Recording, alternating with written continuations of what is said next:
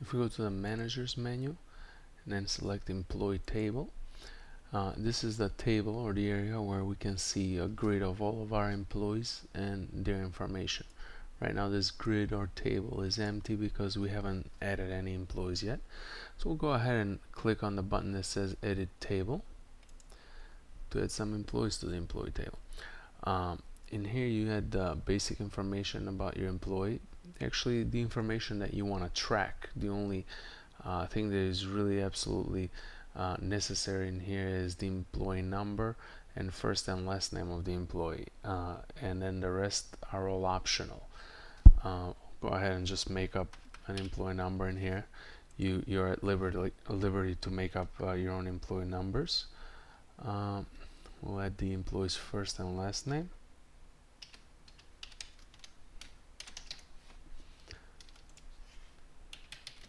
Go ahead and add some more information on them.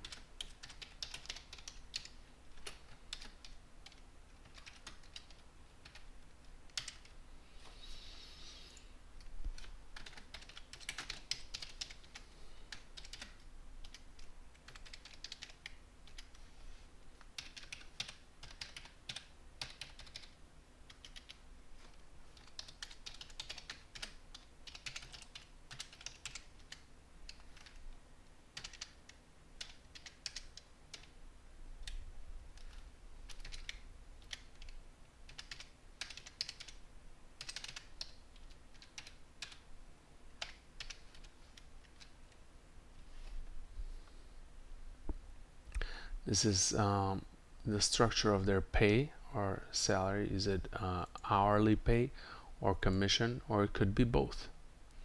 So I'm going to select hourly and commission just to show you all the possible ways. Deduction notes is just you adding what kind of deductions these people have deducted out of their checks. You can have deductions for healthcare, for taxes, for certain things, and you have deductions in here by number, or by amount I should say, and this is just a text field to describe the deduction. Pay rate, let's say this person will be paid, I don't know, $17 per hour. Now you see as soon as we selected commission, this menu pops up, which is actually allowing you to assign a different level of commission per employee to different employees. We assign the commission in the software in inventory.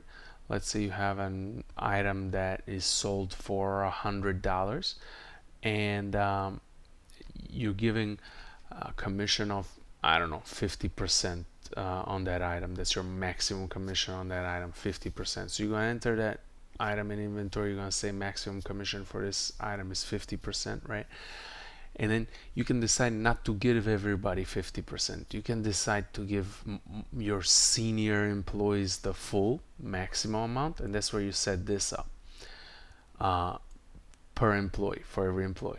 Let's say this is a senior employee. I'll set this to maximum amount. It will give the 50% for that certain item in inventory.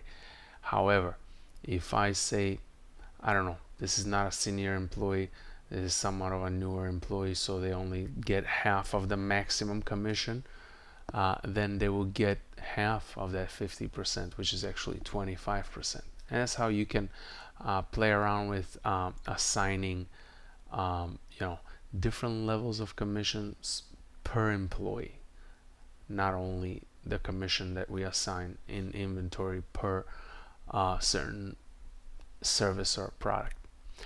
Now in this corner in here we have a security menu for this employee, and what we do in here is we set all the security settings as far as how they access their the software. You're gonna come up with a password that's just for them,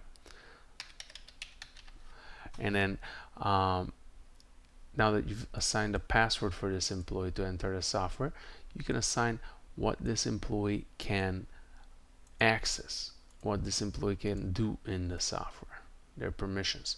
And of course, whatever is not checked in here is things in the software, areas in the software where they will not be allowed. The software will not allow them to get into if they sign on with this password. In order to add this employee to the table now, and finalize this, we'll just click the add button, and that's how we add an employee. Now if you want to edit an employee information, you just type in their employee number, tab away, click away to the next field, just hit tab, and everything will be pulled up automatically in here.